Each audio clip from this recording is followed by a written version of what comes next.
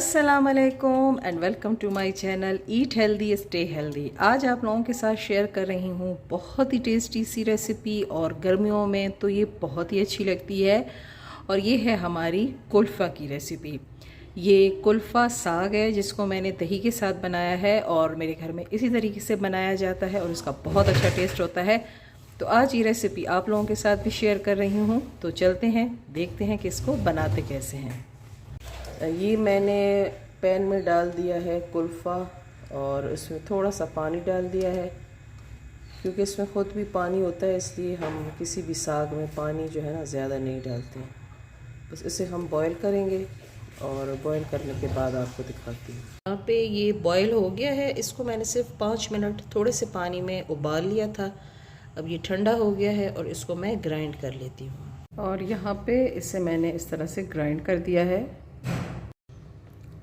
अच्छा, अभी मैंने ले लिया है यहाँ पर 1 किलो दही है मेरे पास। उसमें मैंने 2 सर्विंग स्पून बेसन डाल दिया है, 1 छोटा स्मॉल प्याज डाल दिया है, 1 टीस्पून मैंने इसमें हल्दी डाल दी है, और ये सारी चीज़ें डालकर हम इसे अच्छे से ग्राइंड कर लेंगे।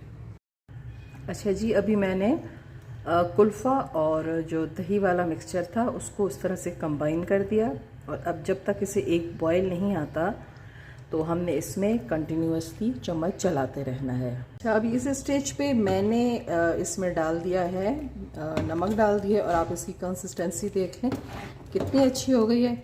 अब हमने इसका थोड़ा सा बस इसको हमने पका लेना है, और फिर मैं इसका बिगार तैयार करती हूँ।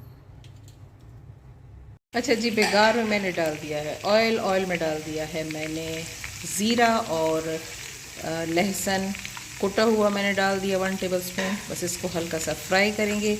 जब ये फ्राई हो जाएगा तो मैंने इसमें डाल देना है 1 टीस्पून लाल मिर्च, और ये बिगार तैयार हो जाएगा तो फिर हमने इसे डाल देना है अपने कुल्फ़े पर। अच्छा जी, ये देखिए मैंने इस पर बिगार डाल दिया है, और ये बहुत ही अच्छा लग रहा है दिखने में। तो हमारा ये कुल्फ़ा जो है बनकर रेडी हो चुका है। उम्मीद करूँगी कि आपको मेरी ये कुल्फ़े की रेसिपी अच्छी लगी होगी।